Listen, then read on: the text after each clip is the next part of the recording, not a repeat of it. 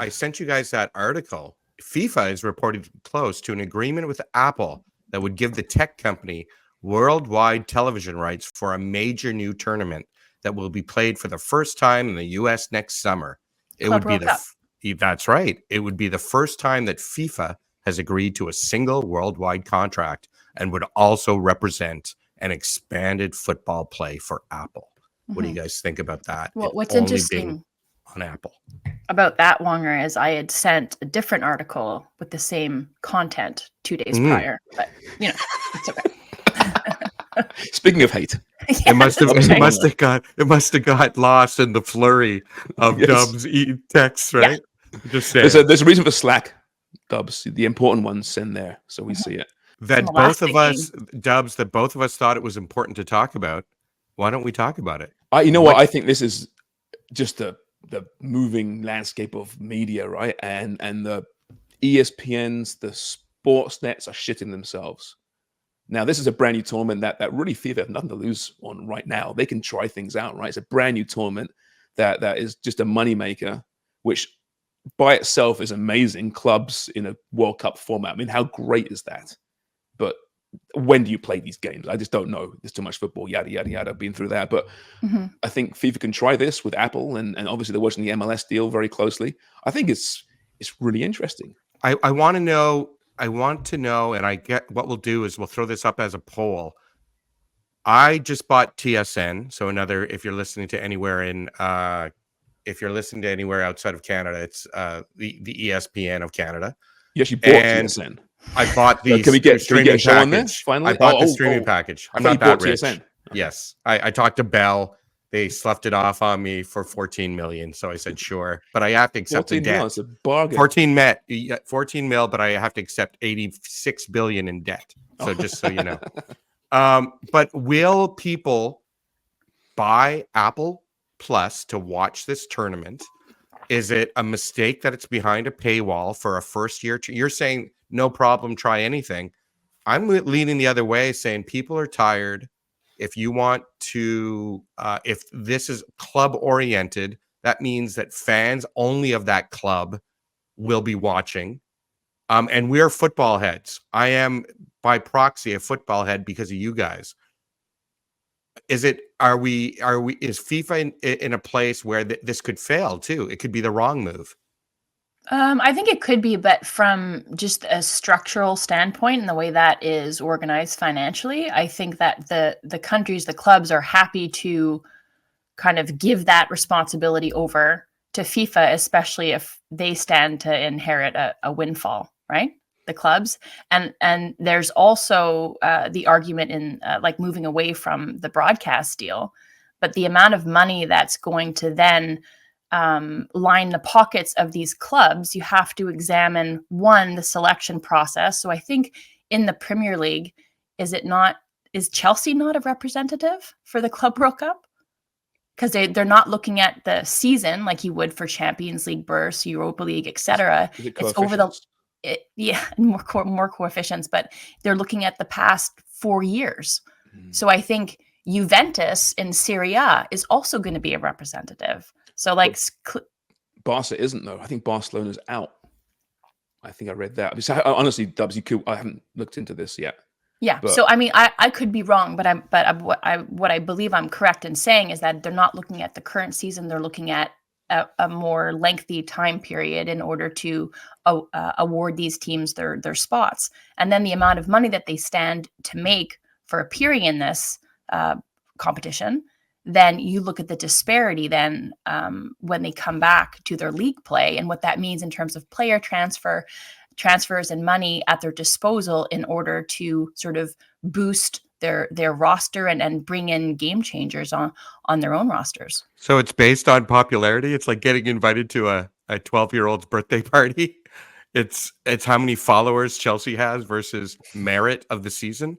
Is that how I don't know? It makes sense though. It's not every year, right? So it's every 4 years they're doing this? I don't know if it's 2 or 4. Yeah. whatever. But it's not every year, so you can't really base it on the previous season when it's not going to be every year, right? Right. And they're going to be tinkering with it clearly because there are some things that just look incongruous. But no, it's not about followers or popularity, Wonger. It's just that you're widening the scope in terms of what you're No, I taking into understand. That account was for. Yeah. I was being somewhat ridiculous just because I'm trying to figure out how Chelsea would be there. I guess based on they made Europe last year. Was that it? Or 2 years ago and did okay? No, they blew it last year. But I don't know, Wonga. I can't. We'll look into this. It's still a year away. But I mean, what else is next summer, next 2025? So you have Gold Cup, right? Is that the big competition next year to compete against? Which, how are you going to fit it all in? I don't know. I don't know. I mean, listen, like I said, the concept's brilliant, but people are going to watch it, guys. Who are we kidding? Are People they? Gonna watch? Yeah, they are. Yes. 100%. 100% they are. It's a great, 32 teams or whatever it is. I'm assuming 32 teams. I think it is. Clubs in the World Cup format. I mean, it's a pretty great idea in a different reality when there's It's a less great games, idea. It's a when there's great fewer idea. games. But to your point, middle of summer, people Yeah. are No, running they're watching World around Cups doing things. usually. World Cups they watch, don't they? Copa Americas they watch. Yeah, but in World June. Cups are nations. These are teams, clubs that have limited fandom, No, different they don't. fandom, They don't have limited fandom though. Yeah, I would say different. More clubs than countries. different. Sorry, different fandom. More hardcore, perhaps. Yes, FIFA don't fail it much. and if your team is not being represented, do you even? If you're a West Ham fan or you're a Liverpool fan and Chelsea's playing in the Club World Cup, do you give a shit? I'm just wondering, and that's a fair question. do you watch Champions League when your team's not in it?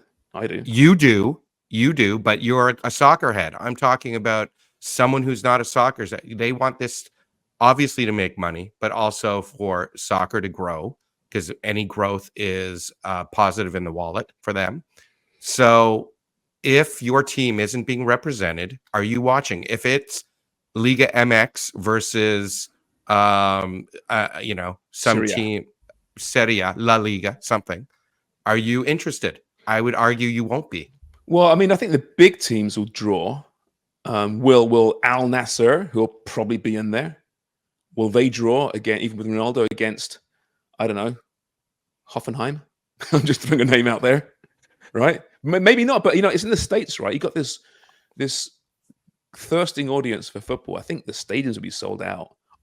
If I'm them, what I'm doing is I'm talking to MLS and just throwing it together on some super streaming service, MLS Season Pass. Plus, you get this in there as well if you're Apple, don't you? Draw more eyeballs to MLS as well. Maybe you do that. Does MLS close down for this thing? There'll be MLS teams in it. For the Club World Cup? Yeah, They would have to. If they Well, close down. They don't They often close down for the other one. Not for the Leagues Cup. For the Yeah, but Leagues they don't Cup. close Leagues down Cup. for international windows. They don't close down No. for No, only Copa. some. Yeah. I think there's only a max of 3 MLS teams that can make it. Seattle's already in. There's one more slot, and then there's a CONCACAF slot. So I don't know if they would shut down because there's only right now there's only Seattle, and then the 2 other teams are in Liga MX. Yeah, it would be like the beginning of or the preseason for MLS when you have teams who are involved in the CONCACAF Champions Cup. It's a challenge because you're straddling 2 competitions, so it would be the same here. Straddling. Just how far your slot can stretch.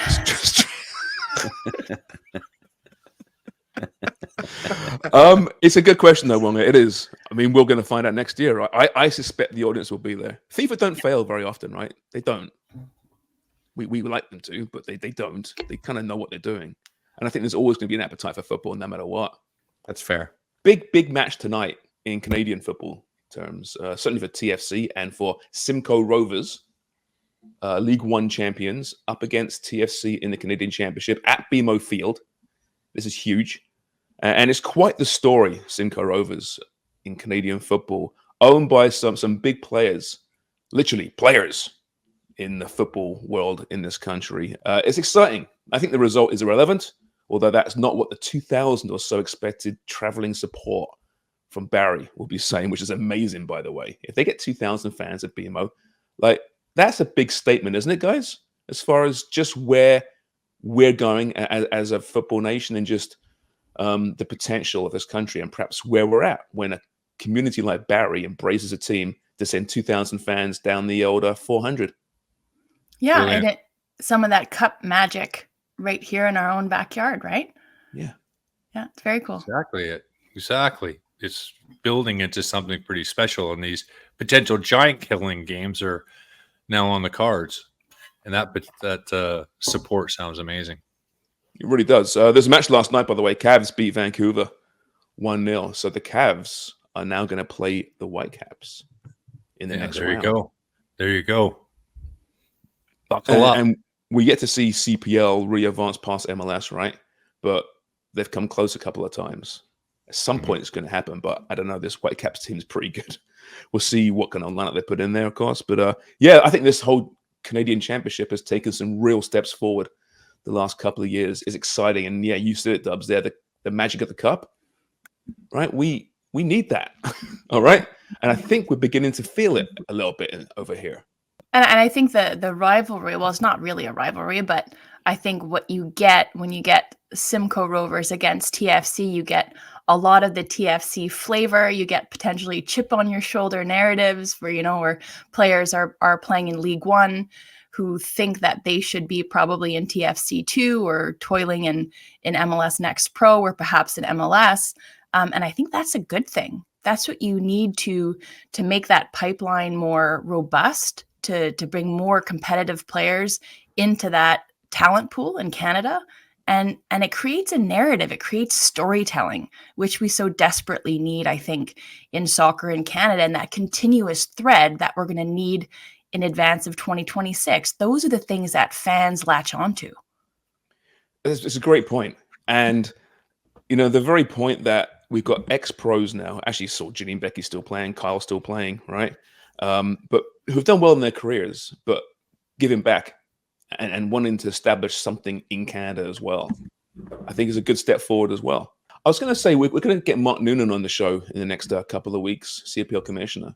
And the World Cup is just over 2 years away. And I'm just curious, we'll ask him what the CPL plans to do to really leverage their popularity. I think organically, we'll see the game obviously grow and the CPL will benefit because of the World Cup coming here. But what specifically is CPL doing to really, grab hold of that momentum? Because it's an opportunity, right? And it's just over 2 years away. And that's going to come really quickly, really quickly. So I think, Craig, it's time to switch the old positivity gear here and say, yeah, there's stuff going on. We know that big AGM coming up, yada, yada, yada. But there's a lot of good things happening here as well right now. Yeah, a lot of positive things by the sounds of things. And that's only good. When you look at the CPL and what they've gone through to get to this point, it's been pretty much a challenge for them with the pandemic and various other things. They've got a really good group of people working behind them, I feel, and their ownership groups are strong. And let's hope that they can keep that going. And this Canadian Championship gives them something really exciting to get themselves around. And like Amy says, these players are thinking that they probably should be there. There's probably a little bit of anger from where they are when they're playing against these big teams and wanting to prove themselves. And I think that's amazing. A couple of maybe cleats up tackles coming, right? In the opening minutes of that contest.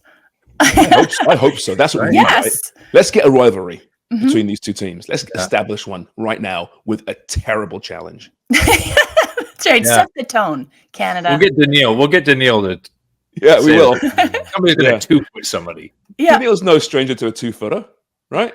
So No, we'll ask him when he comes in. his time. But going back, sorry, Sharms, before we move on, going back to what you were saying about sort of drumming up that anticipation and the build to 2026, what is Mark Noonan and CPL doing? I think and this is not pointing the finger at them, but I think everybody in our soccer landscape in Canada has to stop operating in silos, especially with this on the horizon. So you have to start collectively, comprehensively taking a look at how we can improve our own footballing landscape and ecosystem. And it's, maybe what's looming is that, modernization of the media and sponsorship deal. Can that get rectified so that Canada Soccer can start living in the black instead of living in the red? And then CPL can also thrive and evolve, and Project 8 coming next year, and everybody working together hand in hand to promote the beautiful game and to put us in the best position to have success when all eyes are going to be on us in 26. Is that even possible? Honestly, I don't know, but I'm saying, can we not do this? It might not be. we've got to give it a try, though. You're right, because you nail it there, right? All these separate agendas, right? These separate, opinions. You have to get together on the same page and use this for good. The trouble is, when you throw more money in the pot, it's just going to cause more divisiveness, right? Divisiveness. Yeah, you know what I mean. Happens, right? Leverage. You have to leverage the divisiveness. Leverage. Leverage the divisiveness. There you go. I love that word, leverage. It's a big football term nowadays, isn't it? But you have to, right? You have to. There is an excuse, because there's always an excuse. But you have to get all these various parties together, be it the provincial level, be it the club level, be it the academy level, be it the national team level, come together, right? And I think we're going to see some heated discussions at the upcoming AGM, or whatever they call it nowadays. It's not an AGM now, is it? AMM.